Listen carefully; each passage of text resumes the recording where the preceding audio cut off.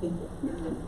Hey everyone, welcome to Cannabis Marketing and Brand Development, hosted by the New York City Regional Committee of CANI, the Cannabis Association of New York, and thank you all for coming.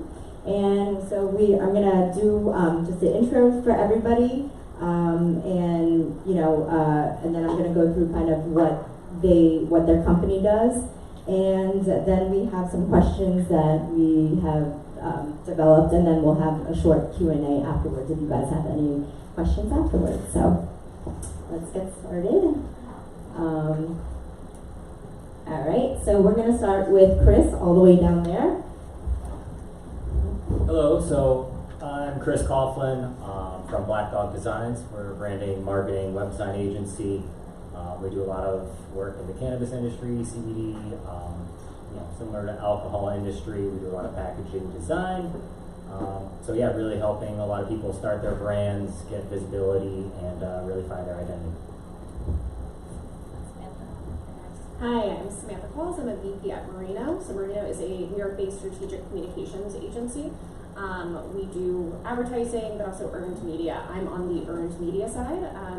And I'm a member of our cannabis team. So we work with companies across the supply chain, the ancillary companies, all, if you touch cannabis at all, we might be supporting you.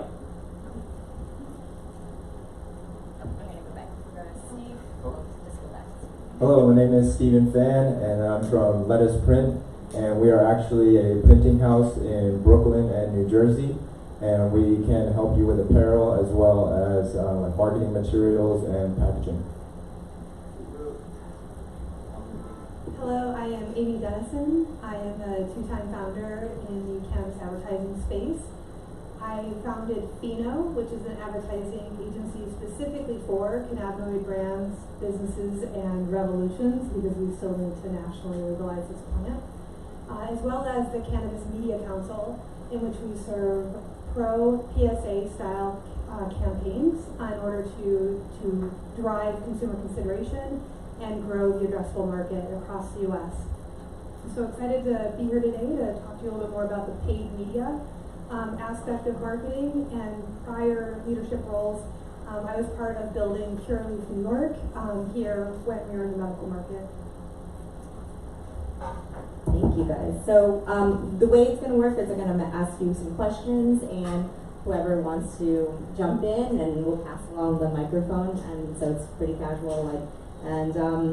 So I'll get started. Why is it important to have a marketing agency, public relations agency? Who would like to take that? I could talk about, kind of from an earned media perspective. So PR right now, if we're out in the industry, is really vital because, and Amy can speak more to this, there are so many limitations when it comes to ads, both in terms of what you can say, what publishers will run ads.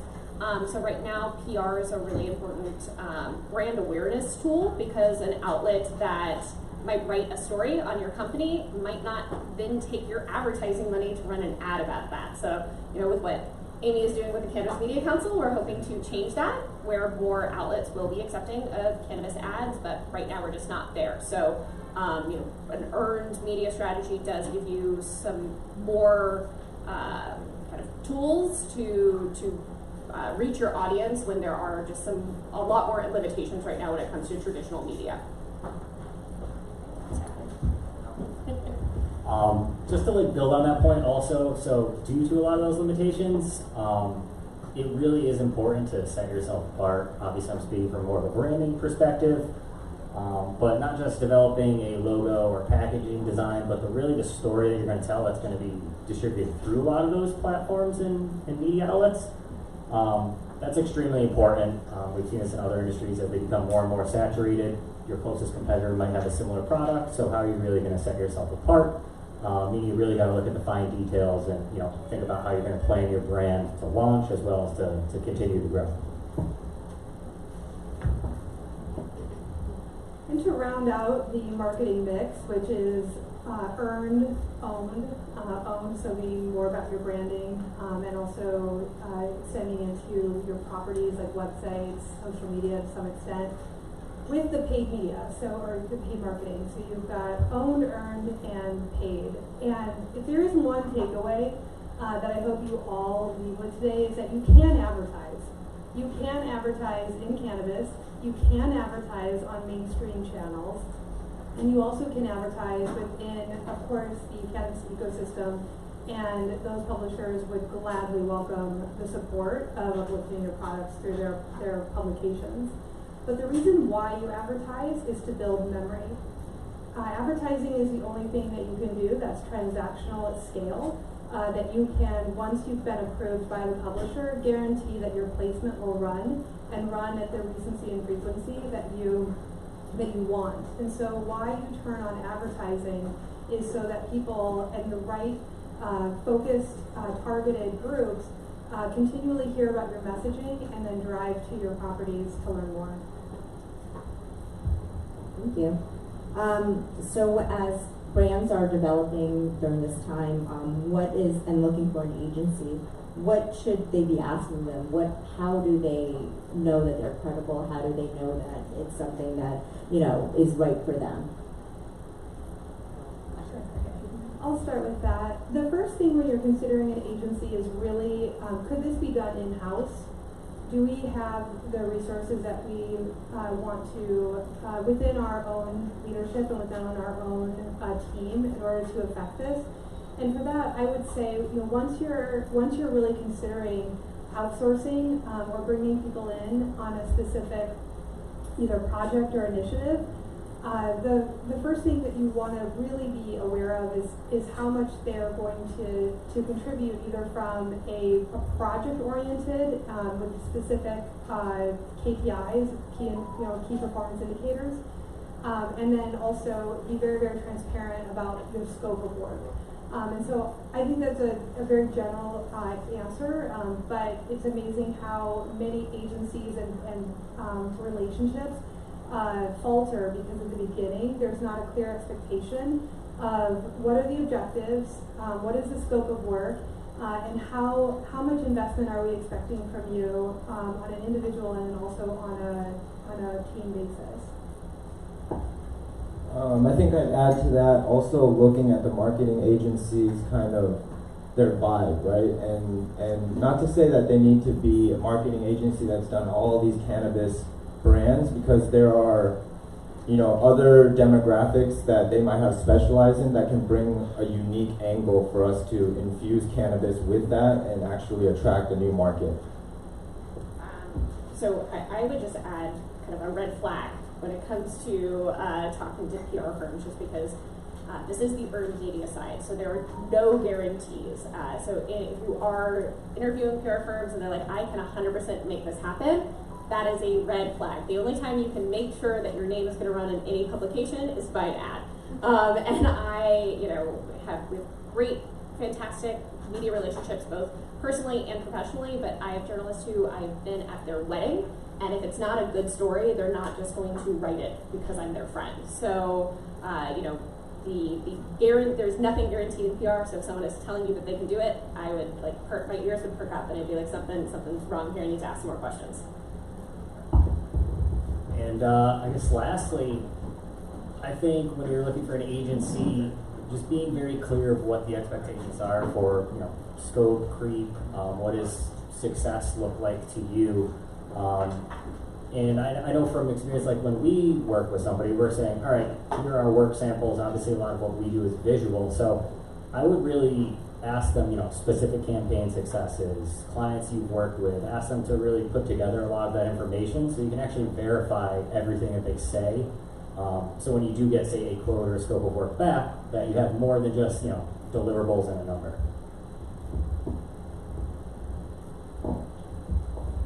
Okay, and so granted there are a lot of levels and stuff like that, but we're talking to, let's say, a small to mid-sized business. What does a typical process look like when developing a brand or marketing strategy? So where does it start? Where does it go? Where do you define? How long does it take? In general, we're not talking about huge campaigns, we're talking about small to mid-sized businesses, since that's kind of our area for Canny, focusing on those kinds of brands.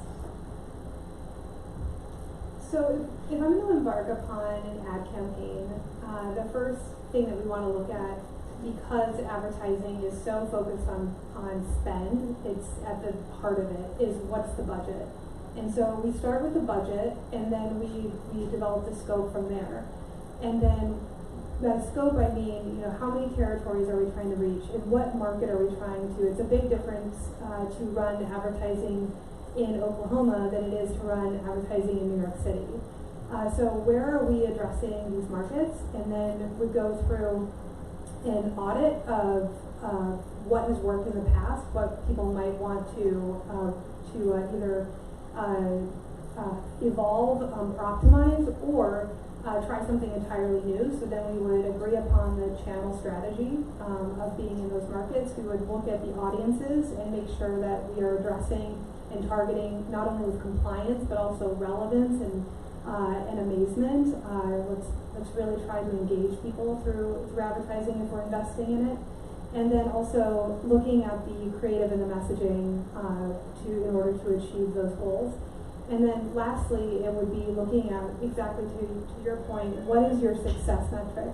And I know that in cannabis, once we finally get to market, the ultimate goal is sales in one dimension or another.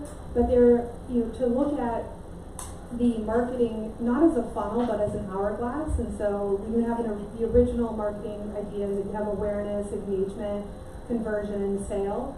But then also to think about it as an hourglass of cross-sell, upsell, retention, loyalty is important to think about where are we addressing through our entire campaign and audience and outreach, the part of the hourglass that will deem successful for us, and then set metrics that say, okay, so when we're in an engagement metric that's important to us, then we're going to measure how many people gave us their emails with enthusiastic opt-in. And so looking at different metrics along the hourglass of performance is also really, really important when developing a plan. And then we get it together and we go to market. Yeah, from a kind of earned media perspective, we kind of start trying to figure out what the company's goals are. So as Amy said, at the end of the day, it's always sales, but from an earned media perspective, there could be some other ones. You might be trying to enter a new market, and we really need to position you as a great neighbor and partner, and we need to target elected officials to let them know that if they're going to be voting on what cannabis companies can open in this community, that you're really the one that should be there. So there are a lot of different goals for these media placements. So we kind of start there and then build a plan around that. I feel very passionately, especially within cannabis, about local media. So figuring out really where is your audience and where do they live, because you can get a national story and that's great, but if your products are only available for purchase in New York, it might not really move the needle for you. But a local story that maybe reaches 5,000 people, those are 5,000 people who live within a radius that could go purchase your products, that might do a lot. That'll move the needle a lot more. So it's really trying to figure out what those goals are and how we can reach audiences that will move the needle for you. And yeah, a lot of that is very similar to, I'd say, even the branding process at the beginning. One of the first things we usually ask people is who's your customer? Who are you trying to sell to? Who are your competitors? We work with a lot of people that say, hey, this is what I'm doing, and I think this should look a certain way or have a certain feel. And usually we'll say, all right, do you think your customers will feel that way as well? Because if you just, put something out there, you're visually it looks good, but you're not really standing out. I think if you haven't taken the time to really think about yourself as a brand, that when you get to a point of trying to scale, it might become difficult. We've seen this in other industries, like the alcohol industry. It's blown up in New York lately. 5 to 10 years ago, there's tons of them opening up now. If you're going to try to gain distribution at a wider level, they might say, hey, I know somebody 3 blocks away that has pretty much the same thing. Why you? Everything looks great, but why you? What's your story? How does this all fit together? Does the ideal target audience really resonate with everything that you do, from your messaging, positioning, visuals, to the campaigns you launch, to the in-store experience, and really just backing up that foundation and the why you started with this business. So So I think this kind of takes us to our next question is, what do you think makes a cannabis brand stand out? Is it narrowing down your brand story early on and really following through with that? What does it make, and does it make a difference between a cultivator dispensary or packaged goods, like how you brand it out there, how you design it? So what does it make stand out? And also, what are the things that you've seen lately that are just been overdone that needs to be done with? So how can you differentiate yourself? I think a lot of what I've seen lately is kind of, looking at like eco-friendly options. That's been a big thing since the regs have changed here and people are starting to come online. Getting a lot of requests for like paper packaging. So making that, I think there's also, two ways to stand out. There's either the branding that you go with for your packaging, and then also the story. I think you're going to get customers, and I'm going to tap a little bit back into when we were operating Come Back Daily. I would have customers that really ask the salespeople about the products and who's behind it and who created it.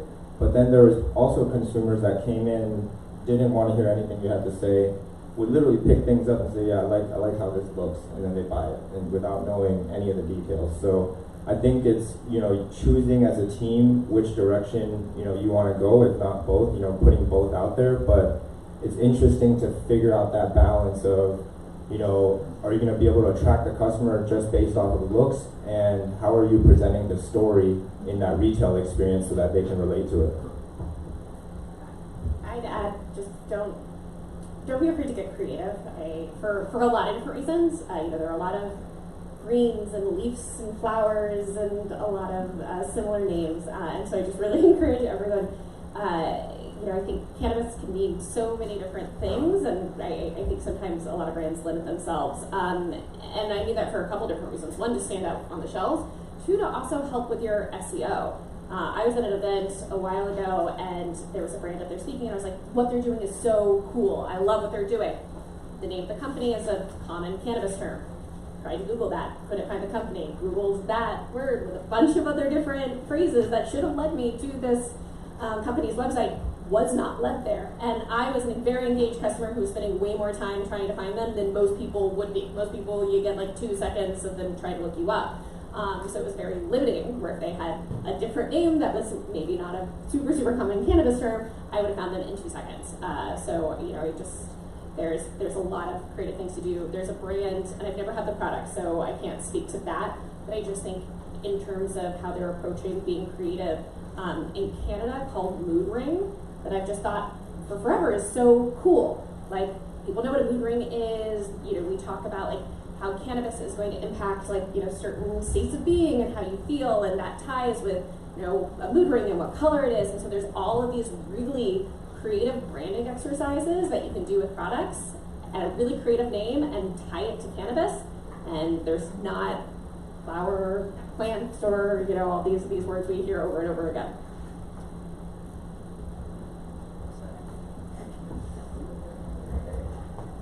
All right. Just moving around here.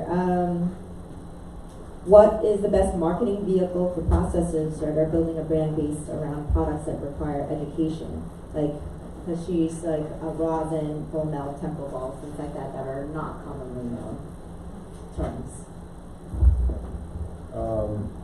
I think for us, we relied heavily on SEO articles to drive that education, because you really can use tools online to identify the keywords and really focus on the topic that you want to push, so that you can kind of insert those sales call to actions. I would just add that this is a less strict or paid owned media strategy, but making sure you are educating budtenders. They're the people who are going to answer questions about your product, and if they don't know about your product, they're not going to be able to tell people why it's really great or answer questions about some complicated complicated topics that people walking in without a lot of cannabis experience might have a lot of questions on. So making sure that these budtenders specifically know about your products, they've tried your products, they can talk about your products, will go a long way, as they're just they're personally interacting with the people who are buying the products. And actually, I think something that would be very helpful to help those people, because they probably talk to hundreds of people all day, have tons of different thoughts in their head, is point of sale collateral. If you have a product, do you have a one sheet, a card, whatever it is that can help aid that educational awareness. You walk into any business, any experience, you're not necessarily going to hear every single thing about every product from the person you're talking to. So just really trying to make sure you capture as many people as possible and actually educate them as to what is this product, why should I want to purchase this.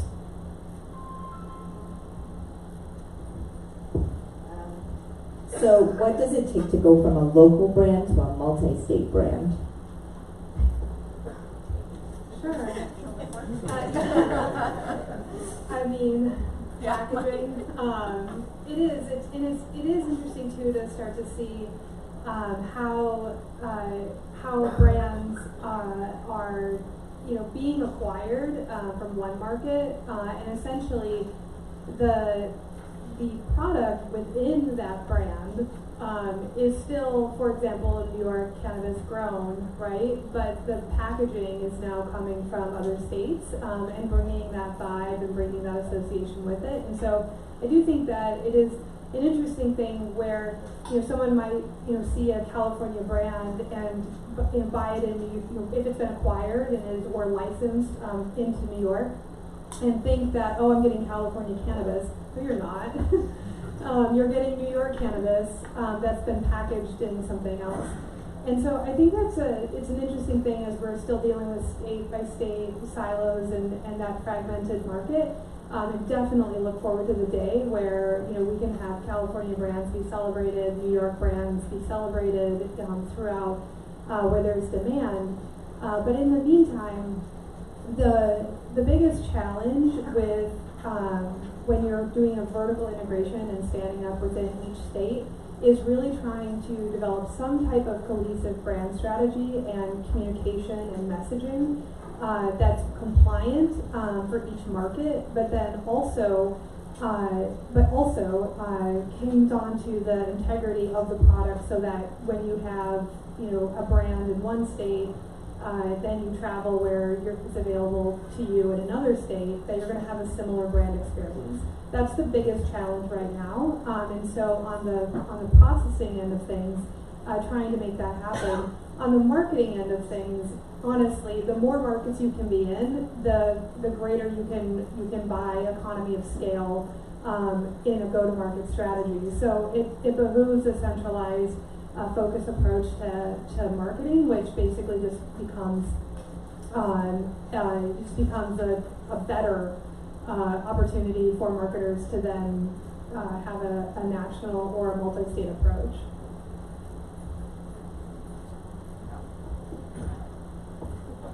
What are common mistakes or the biggest mistake you see cannabis companies make as they bring their brand to market? I'll kick off with underfunding marketing. And I say this whether I'm on a panel at ArcView or Benzinga, anyone that will listen to me. Currently, marketing budgets, if you are in a stage of your business that you're actually going to market with a product, the majority of cannabis marketing budgets for their annual budget is 5%. 5%. If we compare that to the industries that we want to emulate and learn from, CPG brands are allocating at least 12 to 15% of their annual budgets to marketing. Retail allocates the upwards of 25% of their annual budget to marketing to drive that foot traffic.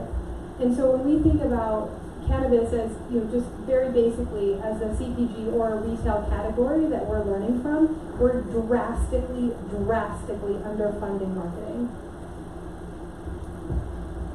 From the lettuce print side, I would have to say, I think we've seen a lot of new brands kind of jump into creating their logo and their brand identity, and I'm not sure if they work with a marketing firm or not, but I just want to share that to say that think about the logo that you're creating, and remember that you're going to be printing this on packaging, promotional items, apparel, and depending on how you're guided in that design process, you're either going to end up with a logo that costs you a lot of money to make everything that you need to make, or you can keep this, in the forefront of your mind and design something that's going to make sense, have the look that you want it to have, but also not break the bank when you start to, create your packaging and create your promotional items. From a PR perspective, it's investing money in PR, but not investing time and energy. PR is a partnership, and if I'm working with a client and we get a great media opportunity, and they tell me, well, our CEO can't speak for 3 weeks, which is never the case. The CEO of the largest, way larger companies have time on their calendar in under 3 weeks' time for things that are a priority for them. And so if I tell a reporter they can't speak to for 3 weeks, that opportunity is not going to happen. It's going to fall away. Other stories are going to come up. So unless you're going to invest the time to take media interviews, to spend time educating your PR team on what your story is, what is unique about you, what is unique about employees, because a lot of media outlets don't just want to talk to people at the top, they want to talk to people who are, especially in cannabis, because we talk about cannabis as such a economic driver and how it's going to change people's lives. We really want to paint that as it's going to change a lot of people's lives, not just one person at every company. So if you're not going to take the time to figure out where some of those stories are and do the interviews and take advantage of those opportunities, the best PR team in the entire world is not going to be successful for you. I'd say another thing is not thinking about your marketing or starting it early enough. Like you mentioned, a pretty detailed process there. I can't call you up tomorrow and say, hey, I can have this Tuesday and have it ready to go. We work with a lot of brands. You build the brand, you launch it. You might have conversations about marketing, and then all of a sudden it's like, hey, can we get this in the next 2 weeks? Certain things, yes, but if you're looking for a pretty robust, cohesive campaign, something that's creative, unique in an industry such as cannabis, that's, you can't just blank your messaging however you'd like on every channel. You're gonna have to take more time to really think about how this is all gonna fit and how you're gonna actually distribute it. We also had some questions about retail dispensaries, since how do they differentiate themselves from other dispensaries coming in with the New York market? There's going to be a lot of competition. How do they differentiate stuff, and how do you market a dispensary?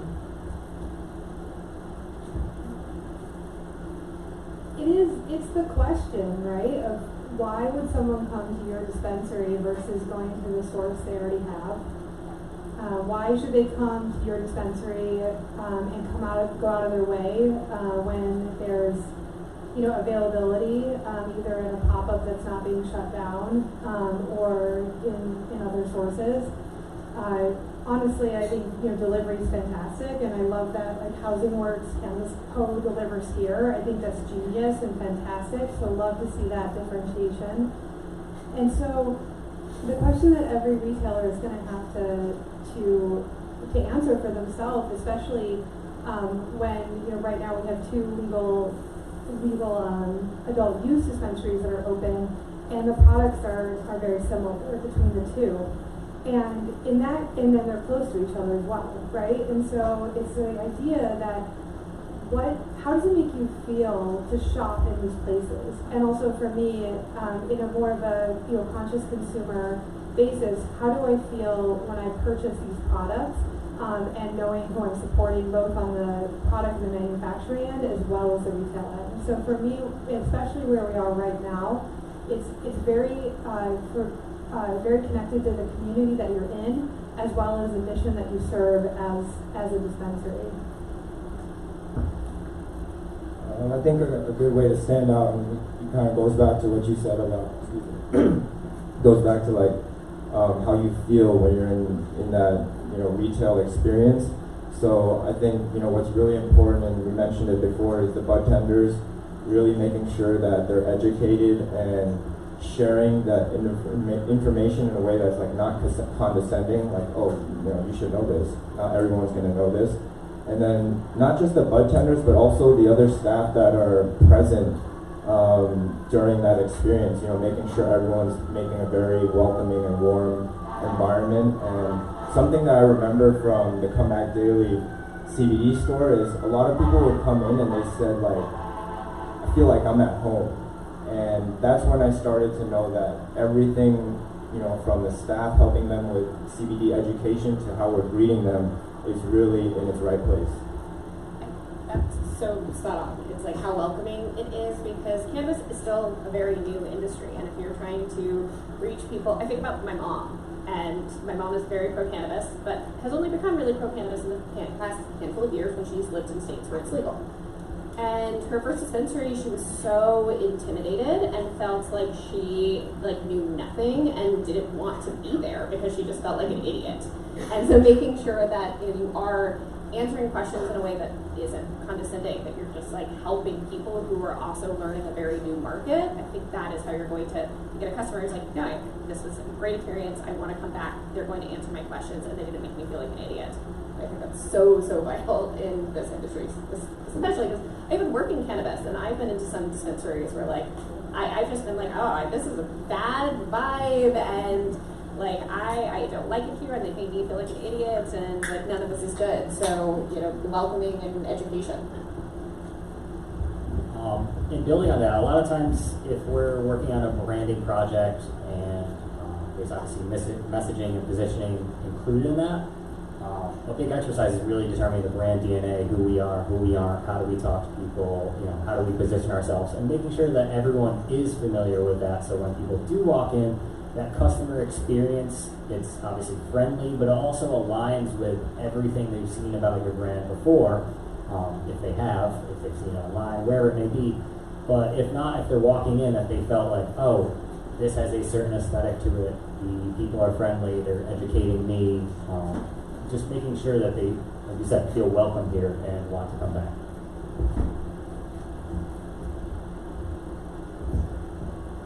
So if retailers can't advertise in the traditional sense, how can they make consumers aware of their existence? Or is it kind of in New York and these kind of beginning states, is it if you build it they will come kind of thing? I mean, right now it is a little bit of like get the doors open and they will come. To some extent, there's novelty and there's excitement, especially around supporting organizations like Housing Works and the Doe Fund. Like that's fantastic and amazing. But I also think there's an appetite for people being excited about new products. So it could be simply enough to build your CRM list. And start connecting with people with the first-party data. It's really, really important that you build your list. That is the absolute foundation of your marketing program, is having the opt-in for emails and text messages. And so the point, though, that I don't want to skip out on is that you can advertise your dispensary on traditional media channels. You can advertise with the Hearst Corporation, which is an enormous empire. It's the largest global empire of media that will accept cannabis advertising and drive to dispensaries. Twitter will advertise driving directly to dispensaries. And so there's plenty of other channels, just to name a couple, if it's aligned with your brand. One of the biggest sectors that's running cannabis advertising to not only delivery but also to retailers is Pornhub. And so if it's aligned with what you're doing, there are plenty of people that are willing to click on those ads and check you out. Just to name a couple. I think what I'd like to add to that question is really get involved in the community. I know we hear this all the time in cannabis, so I'm going to kind of dig deeper a little bit. But participate. Like if you're going to host an event, get catering from one of the neighborhood restaurants that you really love, and you get lunch for the staff, and really create this network where not only do you have your paid marketing and advertising, but you have such a strong community base that you have each one of another telling each other, hey, you should go to this place, you should go to this place. They're grabbing a burger and they're saying, hey, you smoke weed, you should go to this place. So I think that's a good one. I would say PR. But like now is really a prime opportunity to be leveraging earned media, just because cannabis is still sexy. You know, people want to write about it. More outlets are investing in hiring reporters who write on cannabis, so people who will actually know about the space and know about what's happening in certain states, and that's really vital. But right now, people are actively searching for those kinds of things, so there are a lot of opportunities to tell stories about products, stories about opening. Every time, because there are so few dispensaries, every time a new one opens up, there's a big media moment, and for not only the dispensary, but also the brands that are for sale in the dispensary as well. So, if you are going to be at that opening day and your product is at the dispensary, like be there, and you see, if you're not working with a firm, if you see a camera, go up to the camera and say, hey, I'm Bob, and this is my product. Like, do you want to speak to me about how I got it on the shelves? And people do want to kind of highlight the whole step of the process right now.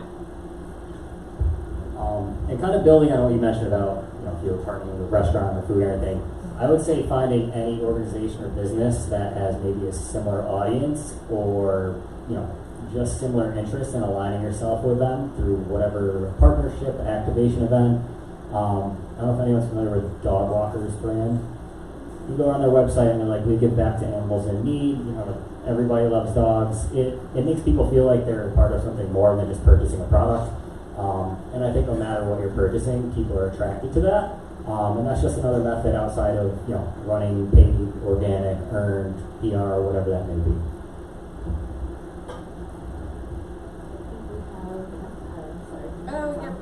It's like 10 till, but I know we started a little late. Yeah, so. all right. Just trying to manage everyone's time. So what is the biggest differences between New York's advertising marketing regulations and other states, and what is the impact on how the industry is going to start here? One of the biggest differentiators right now is having to prove that 90% of your audience is over the age of 21. And having demonstrable proof that's either provided through the publisher or through the platform that you're working with. Being able to prove that 90% is more elevated than in other states. Usually it hovers around like 50, 60, 70% of proving that your audience. And so that does really lower your chances of being out of home, and so thinking about billboards, but then also with what networks are willing to really hold true that their audience categorization is meeting that 90% metric. The other thing is that the necessary verbiage, and whether it's, we want to call it the regulatory fine print or the warnings that must be on every piece of advertising, whether that's in print, whether it's in audio.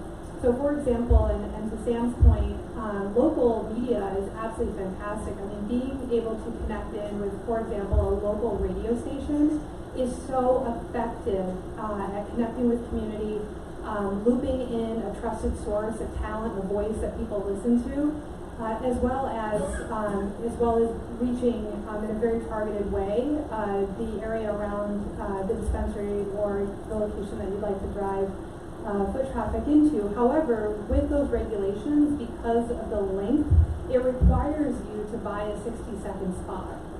So even though you could do an 8-second, a 15-second, a 45-second, in order to accommodate the regulations, you're having to pay for a 60-second slot. And so those are just some of the specific ways and incremental ways it is different in New York than it is elsewhere. But it's certainly something that, with close attention to regulation and a budget that's set, is you can still be effective with it and make it work.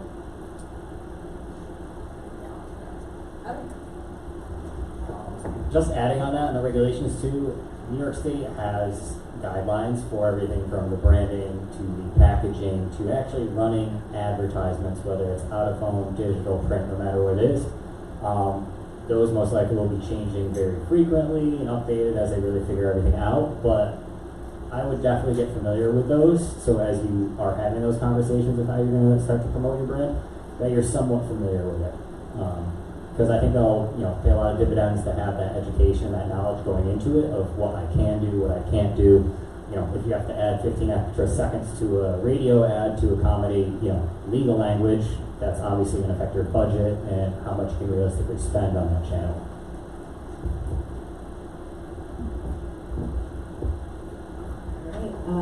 So these are just some of the questions too that we were gathering. So is it acceptable for a company to hand out branded promotional products, market on billboards in New York at this time? Does anyone? On billboards, no, they very specifically say it, but there are ways to be out of home that are compliant. Most of the billboards or the out of home environments that you can are very focused on helping people locate where you are. So it's very much it's about the idea of expanding your retail footprint. But in terms I would love to kick it over to you to talk about branded promotional materials. I'm not 100% sure. I know the last that I know of, it's pretty strict as it comes to promotional items, as we were discussing it in the retail committee. So I'd have to double check on that. I don't want to give the wrong information up. The one that I know too is that you cannot hand out like a palm card or a postcard in a public environment or specifically a parking lot.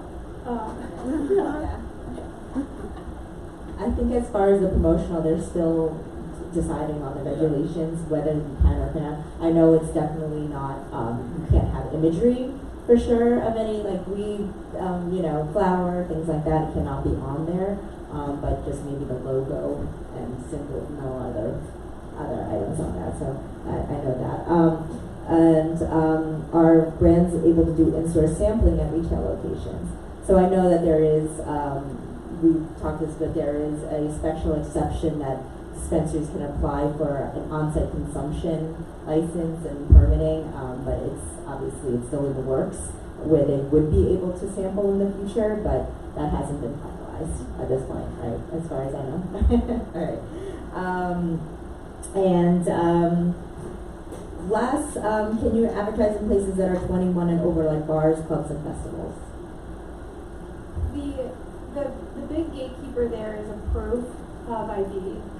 So yes, when you are in an environment where, for example, the gatekeeper is checking IDs, yes, and so you'll start to see it on whether they're like iPads or things or TVs that are up around.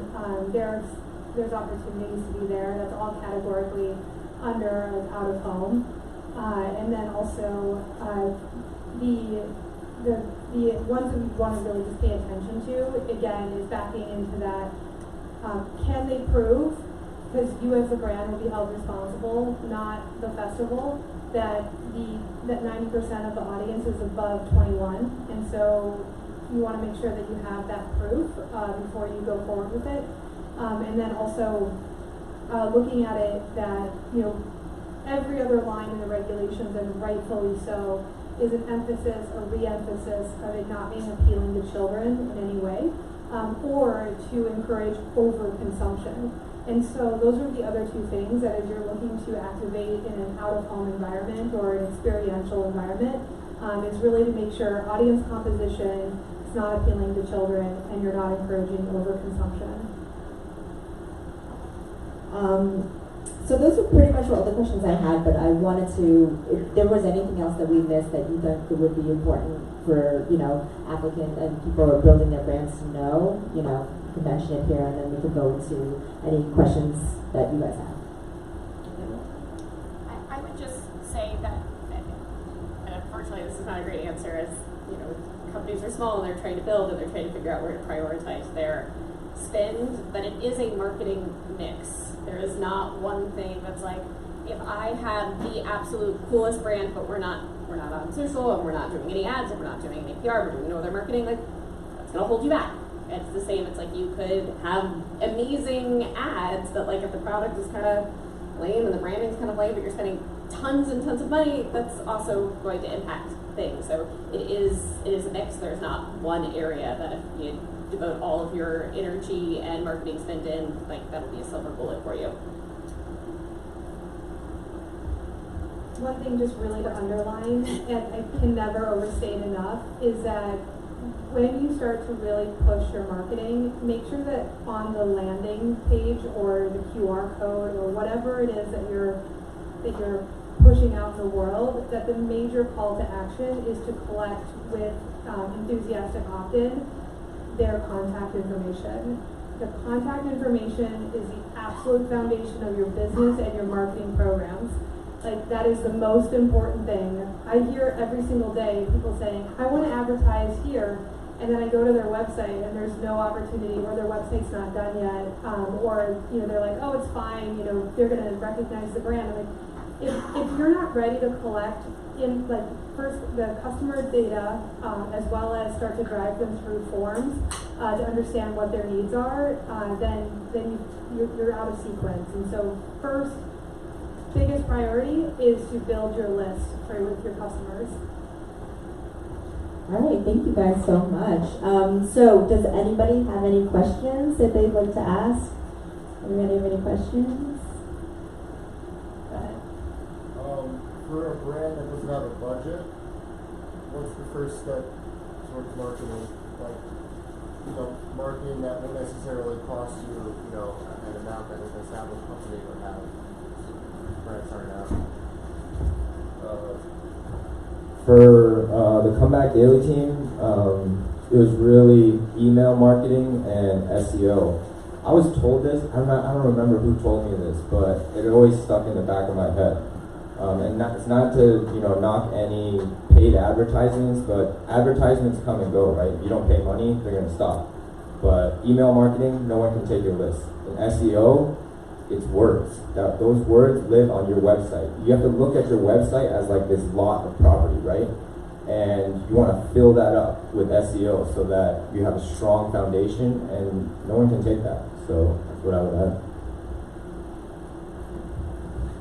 I would say for someone that maybe doesn't have a budget or doesn't, hasn't really thought about it, that's probably a lot of clients that we deal with at times, and it's really, hopping on an onboarding call, talking about their goals, what are they looking to do, what capabilities do you have in-house to activate your brand, or what can your role be, and then really figuring out where an agency's best fit is. Because like you said, if you don't have an idea of the budget, or hey, I can't hire them to do everything, and it's really like, how can we work best together? Anybody else have any questions? Okay, go ahead. Can we just clarify what was meant under earned? Yes, I can do that. So, yeah, that's the PR side of things. So, earned media would be if you're reading a newspaper article and someone, it's maybe a profile on someone, or someone is quoted in the piece, that would be earned media. So a journalist has written that story. You did not pay for that story to happen. There was no exchange in money. So it's like, that's why it's like, yeah, you earned it. So where earned media can kind of play a big role is people do spend a lot more time reading an article than they might necessarily spend looking at an ad. But as Amy said earlier, ads are about memory and making sure you remember things. So you might read an article about something, and that builds a lot of trust, because you're like, I know this newspaper, I read this newspaper every day, they're writing about this company, maybe I should look into this company. And then you see an ad about that company, and then you remember that company. And so that's how all these things kind of build onto each other. And then the owned would be I know you didn't ask about that, but to answer that, owned would be all of the platforms that you own. So your social media pages, your websites, all of the things that, you 100% own the content of what's going to be on it. So if you have a blog on your website that talks about news announcements or, interviews employees, like that would be another owned piece of media. Can I follow? Yeah. I found it in other industries, people would they award someone that then charge to use that award as, you know what I mean? Oh, you mean like award, but you can't mention it unless you yeah, that's a whole, that I would, seen that in Canada. yes, I mean, that's everywhere. There are always going to be awards that are basically what we would call pay to play. So, and honestly, it's going to be everywhere. It'll be at awards. It'll also be in speaking submissions. There are a lot of events that, they will pick some speakers who have not paid money to be there, but there will be other folks that have, written a check and they're on the panel. So unfortunately, that is kind of, a little bit all over the place. So yeah, it's good and bad. Anybody else have any other questions? Go ahead. If you're starting, if you're having a firm to do branding and marketing for them to create that package for you, roughly like low end, high end, and mid. I would say, well, it's funny. The answer to that is probably like if you ask me how much does a car cost. We could be hired to do a logo. It's a simple process. Take 3 weeks. You could say, hey, I want the logo. I want all this supplementary collateral, digital print. I want the messaging and positioning developed. I also want this work into the website. So it really, it can get, as expensive as you really like it, probably. Is the best answer. To put some ballpark around it, I think if you're dealing with like an agency that has multiple 5 to 10 people up, or if you're working with someone who's running point versus if you're working with someone who's running point and then bringing in talent from a modular approach. I've seen go-to-market packages hover on the low end around 5K, and then when you start to add in different additional deliverables or messaging strategy or what have you, you kind of net out around like 25-35K is pretty common, and then sometimes on the higher end, depending on how robust the program is, looking around more like 50 to 100K.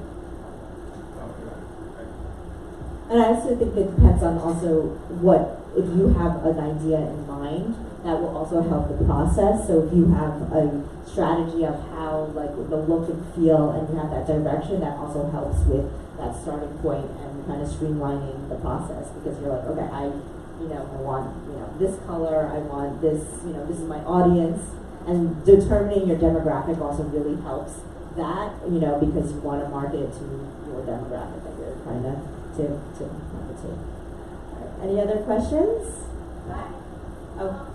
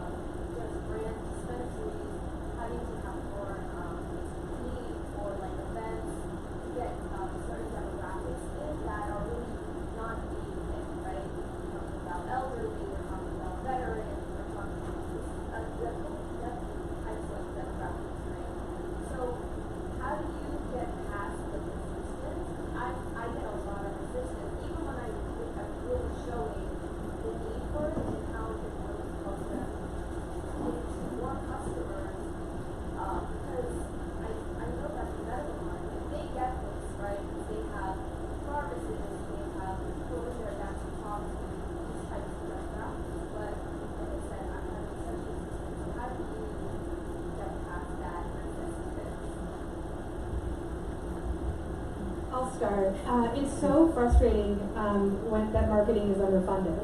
Just as a foundational talking point that I will never stop chirping about until we actually invest in these companies and brands that we're building and retail environments. And so the reality is that they're underfunded, they don't have the money, even though they agree with you, even though they think it's a great idea, they just straight up don't have the dollars to do it. So the strongest way that I would recommend that you approach that when someone's really just backing in against I don't have money is to look at partnerships. So partnerships with existing events that want to add the flavor of wellness or add the dimension or the conversation. Look for ways to hook yourself to something that already exists and wants to expand into the category. And so I would be happy to talk to you, specifically about how you can do that, for particular verticals. But just like as a categorical response, look for buildings, programs, events that are already happening, and then say, look, we're going to go in and for a tiny amount, or maybe even for free, we're going to add thought leadership and content. We're going to add a programming thread that because we're mission and value aligned, they're going to do it, and also because they can't do it because they don't understand the category, we're going to be coming in to put them at ease, that as the cannabis experts, with something beautiful and amazing to share with our audiences, that's what we're bringing to partnership as opposed to dollars. I was curious what everybody's favorite brands or dispensaries are and why.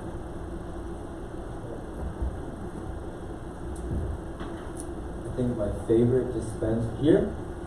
Anywhere. I say right now, artistry for the look. It's just, if you guys don't know artistry, it's in LA. I'm not sure exactly where, but it's got West Hollywood, thank you. But it's got a cafe, and you can like sit in a booth and order cannabis to your table, so that was very unique, something that I enjoyed. And then favorite brand, I'd have to say right now, I've been on the Papa and Barkley's rosin label, which is Papa Selects. I just love their brand ethos and how they've gone from like health and wellness then into high THC, something that I always just admired about their brand. Gas. So I'm so bullish on beverages for specific people. I love the cannabis beverage. But I was talking to Amy about this before we started. I keep them in my purse. I have to hand to people. Literally, I will have them in my purse and it will be like, trust me, you should try this. They're legal. You can get them at dispensary. I think they are so great for folks who do not regularly consume cannabis, and that's a lot of my friends. And so when I go to birthday parties, I now come with heirloom. There's someone in an heirloom hat.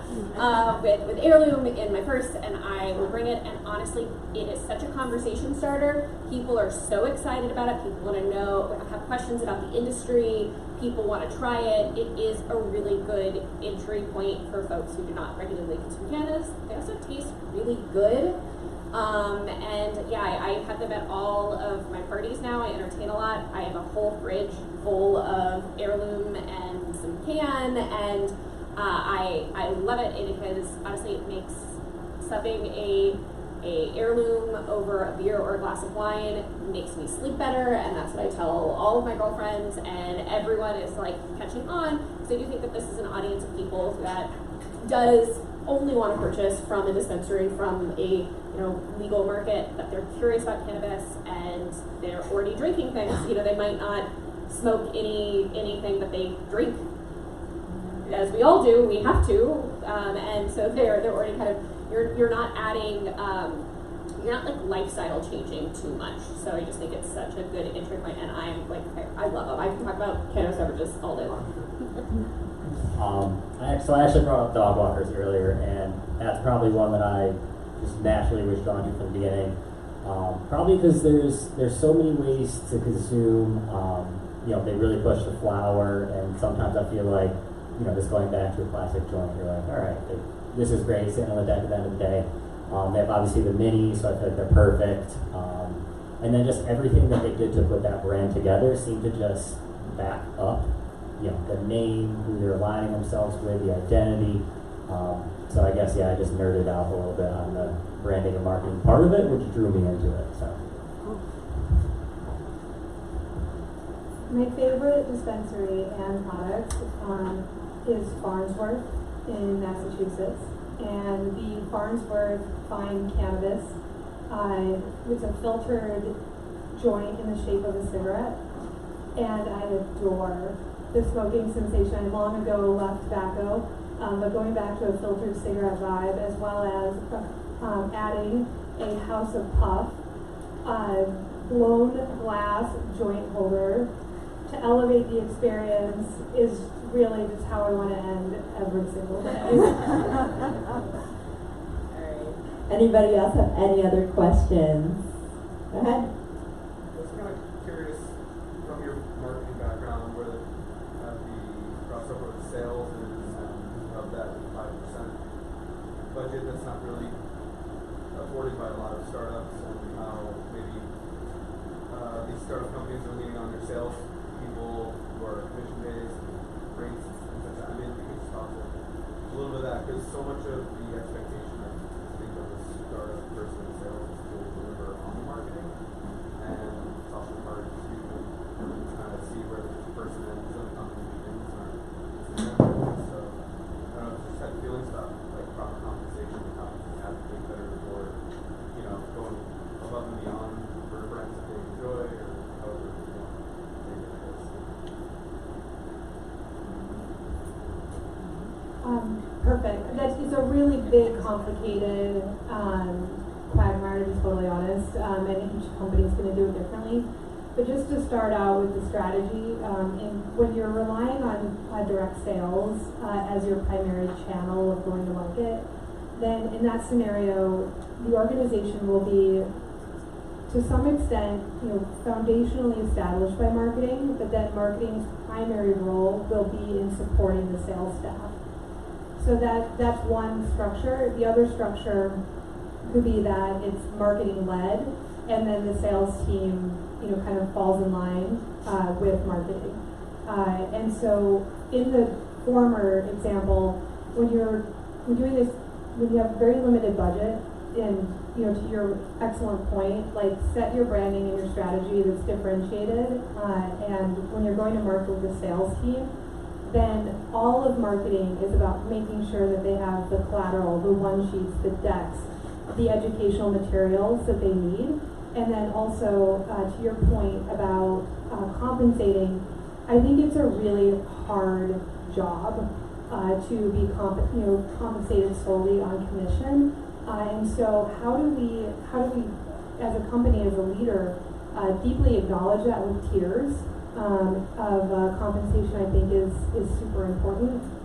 But then secondly is how do we also, allow that person who is your salesperson, who is your hustler, who is literally embodying your brand and all of your go-to-market strategy, what does that person also want to achieve in their life? And how do you come into alignment with that employee, with that salesperson as they're out representing you, that allows them to grow their platform, that grow their profile, in order to continue to be super fired up to represent their brand.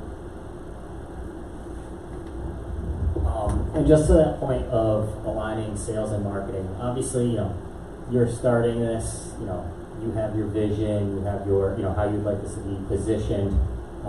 I think when you're looking at someone who's going to be, say, that lead sales rep, that you make sure that they're sort of aligned in that vision and share those same values and traits. Because, again, yes, your marketing, whether it comes first or after, whatever your process is, it really all should be one. Sales and marketing initiatives should be, one big strategy. They each have their components, but they're really working together hand in hand, all the time. Anybody else? Questions? Go ahead.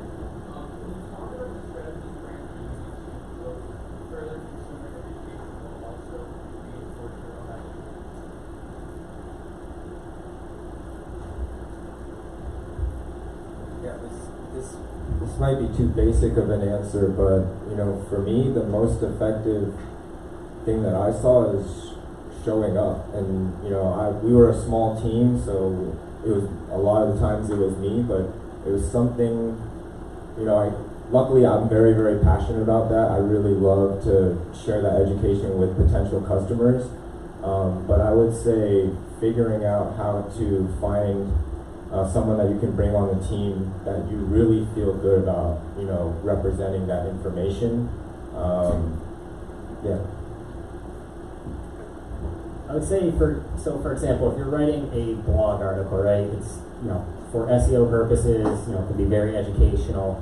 I think it's important to balance your tone of voice as well. Obviously, you want it to rank highly, but also you want to try to balance that tone and that personality so it attracts those people that you're looking to attract. I'd say also, if you thought of that example of your exact web design, are there calls to action that pop out that are very on brand? Because again, a lot of the written content might be specifically for search, so trying to sprinkle in that identity and that messaging wherever you can without affecting, the search itself, the search content. I would just add from an earned media perspective, like regular people just have a lot of questions about Cannabis, so there are a lot of stories being written about like, what is XYZ? Can you explain this thing to me? So there are opportunities to be that kind of expert source, so you're not coming out and talking necessarily specifically about your products that are available, but you are answering questions on this topic. You'll be quoted with your title, with the company name, so it does help with SEO and just kind of shows readers like, oh yeah, no, this company knows, they know what they're doing, and when I now, they've given me some baseline information, so when I go into a dispensary, I kind of know what questions to ask. I feel a little bit more comfortable, and you're just kind of building that brand relationship from that educational standpoint, which I think right now is just very vital, because there's regular people have no idea what is going on in cannabis at all, and they're interested, but they just don't know where to start.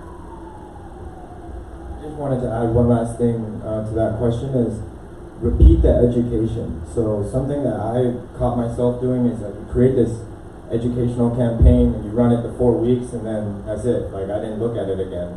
But what I realized was, only so many people are seeing that campaign, and maybe some of them aren't seeing it all the way through from A to Z.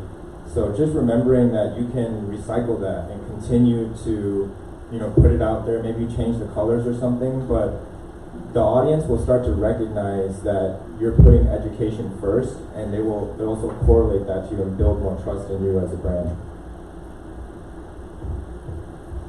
All right, anybody else? Go ahead. Yeah, I'm just curious. I should say I'm with leafwire.com. I don't know if you guys are familiar with that. But what is your favorite, talking about social media, what's your favorite platform? IG and Facebook are pretty hostile. What do you guys, where do you like to post? So I'm horrible. I'm on no social media platforms. So I'm bad. I am not on Instagram or Facebook. I am, as I was talking about before this, I'm going to be on Twitter as I'm slowly watching it die. But LinkedIn is a great platform within the cannabis industry, so you're not necessarily going to be reaching, like the mom who lives in Ohio, but you are reaching people who are a little bit more educated, more interested in the industry, and they are very cannabis friendly. So they aren't going to flag posts. They are interested. They've embraced cannabis companies. They've embraced cannabis ads very early on. So that is a platform you can use. I think long term, I like the other social platforms have to come around, but we'll see when that happens. Do you have anything to add? I know you have some thoughts on this. Sorry, putting like the microphone in front of you. Yeah, no, I'm going to retweet on the LinkedIn. So I do think that LinkedIn is fire for cannabis. I think it's often overlooked, and I do, like, for example, to bring back one of my favorite brands, House of Puff. They put out a document that's how to include cannabis in your wedding.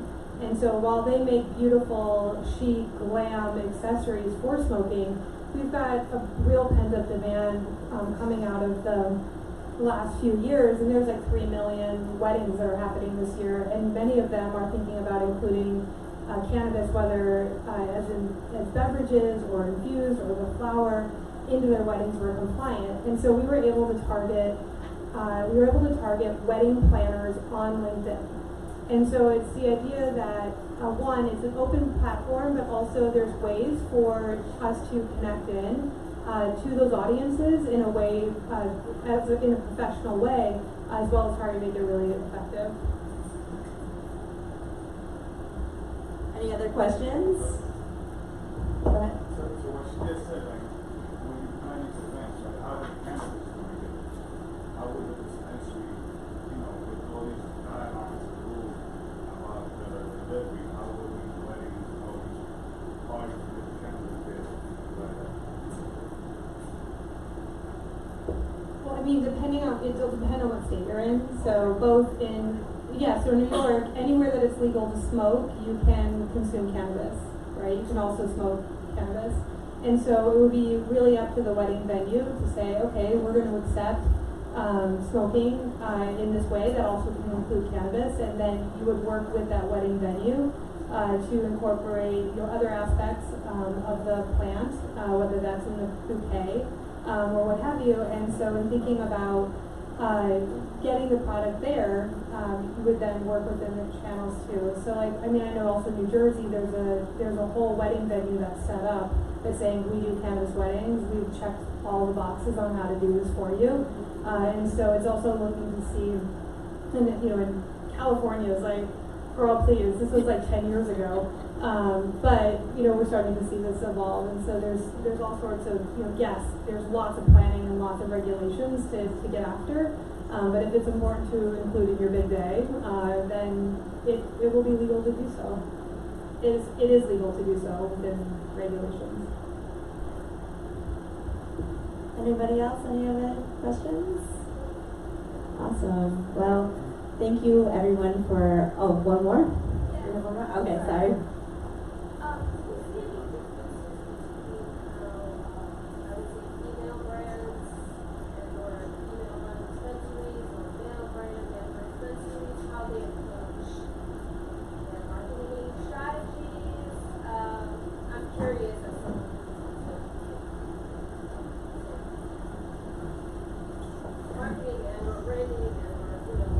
Yeah, I would say, it's like how much of importance is it to bring certain values to the forefront, and then who is your ideal target audience going to be?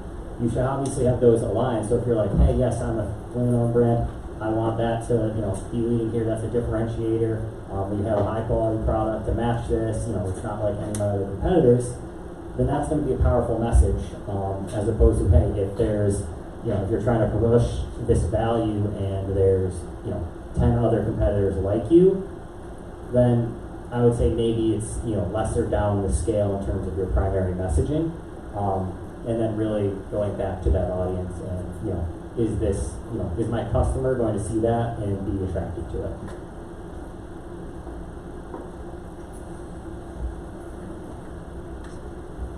Any other questions, guys? That's good. Everyone's good. Oh, one more here. Sorry. No, it's okay. So, influencer marketing. How do you guys, what's your opinion on influencer marketing in comparison to other marketing strategies for cannabis? Well, I never could afford it. We tried to do like micro influencers, but I also, I think from like kind of the experience that I see with other like celebrity brands, I think you just have to be very careful. When I was looking into it, I thought it was like gonna be like the surefire way, because they have this large audience that's so like engaged with them, and so it would work. But even with the micro influencers, it was very tough and trying to figure that out. But I think there was ways that we were able to do it. Like with Comeback Daily, we would find influencers that were not necessarily cannabis influencers, but like yoga influencers or Reiki influencers or people in the health and wellness space. Yeah, I would say that a lot of cannabis brands are, if they are working with influencers, do really want to work with folks that aren't necessarily cannabis influencers or yoga influencers, health and wellness, things like that. Where that becomes complicated is a lot of these folks are still like worried about working with cannabis brands. They're worried that their next partnership, a wine company or Tide might not want to partner with them if they just supported a cannabis brand. So, I think long term, once we kind of get through hopefully some stigma and things, it'll be a little different. It'll be no different than an influencer who does a wine partnership, but unfortunately for a lot of folks, I think they're still like a little apprehensive, like everyone's a little apprehensive to do it, but it should hopefully be different the next handful of years. My one really big note of caution would be to not work with networks or kind of blind hubs of influencers. It's a way for you to lose control of your messaging, in which you will be held ultimately responsible for. So if someone goes rogue and says something outlandish about your brand, it'll be your responsibility with the FDA or with the state of New York. And so the recommendation I would make for influencers is to always go, at this point, one-to-one. And by that I mean, I as a brand and a business owner am working with you and contracting you as this known person to do these things. And these things, I think, are the most effective when they follow really more of like an endorsement or a testimonial bed. So for example, working with the Astro Twins, they write the astrology column for Elle magazine. But they are also open to talking about cannabis and how it aligns with the stars right now. But they would send out a note about cannabis, brand or product that they enjoy, but connected to their audience and a topic theme that's on point for them, but through channels that they own, which is the email. Or through an organic social post, right? And so the other thing too is to make sure that they know that they shouldn't boost this, and that would get them into potentially tricky territory.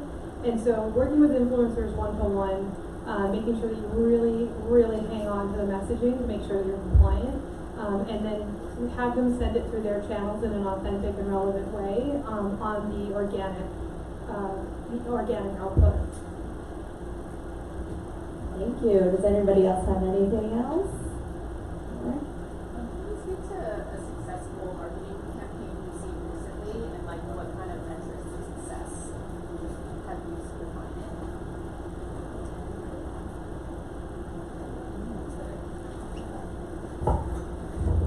So actually building on the influencer campaign, so we worked with Florist Farms, just building out some of their visual identity, and then obviously trying to navigate the paid advertising restrictions or limitations. So on the influencer strategy, we really tried to help them approach it like they were hiring an agency. So really defining, like you're hopping into a call with an agency, what are the expectations, we're vetting all of these people, and then, a list of questions on the website, they submit applications, and then obviously they review these applications. Upon being selected, they would then receive, say, a promotional box with a product, all types of merchandise in that manner.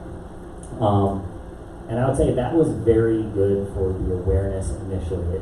It achieved a massive reach, way more than their organic content was in a short period of time, without actually having to place paid media and potentially navigate limitations which at the time were changing just like they are now, and might have been difficult for them on a fairly limited budget.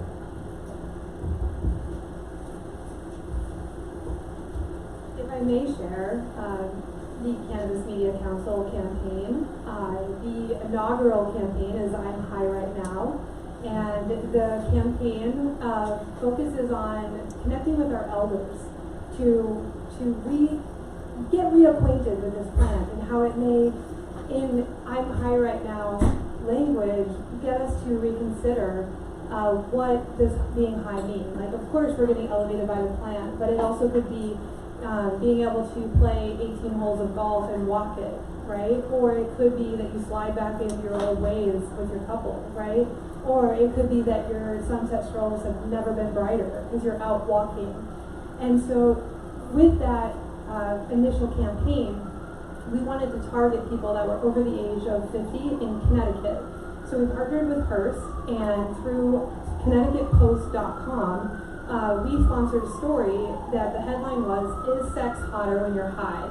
And feature a couple. And in the time with our ad buys through native advertising and also through banners that were also provocative and playful, we were able to drive more than 3 million impressions. We then also had a higher than average click-through rate of 0.56. And then the metric that we are really looking and measuring success on is dwell time. So when people came to the website, how long did they stay? And let me tell you, it's over 3 minutes. And so we're reaching the right audience at a time when the state had just opened up for adult use. We were connecting with audiences and resonating with them in a way that they read our website for 3 minutes plus. And then the other metric that we were looking at was, are they engaging with us and sharing their contact information? And then our main call to action is, do you have any questions that we haven't answered? And then we're seeing response in people writing in, asking questions that were not covered. And so in looking at those different metrics, as well as partnerships and creative, we're really excited that that was a successful launch. And next month we'll be here in New York in Vanity Fair in Princeton. And if you do want to see the full campaign, it's I'mHighRightNow.com. Thank you for that plug.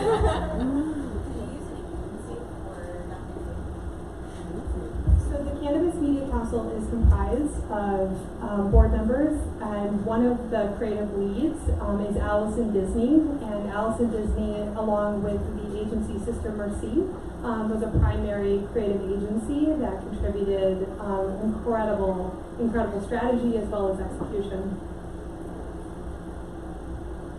Great. Anybody else think that we're wrapping up? But I really appreciate all the panelists. Thank you so much for coming and participating in this. Next month, the New York City Committee is doing a banking webinar, so all about banking, very, very fun. But on May 11th, so you guys can check that out. And we're gonna also have the same kind of format, very like Q&A, casual.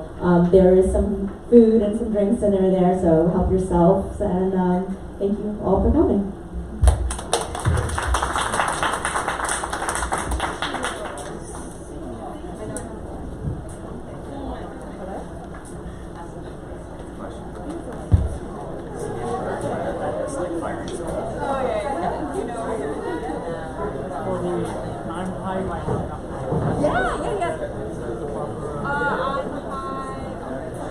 RIGHT.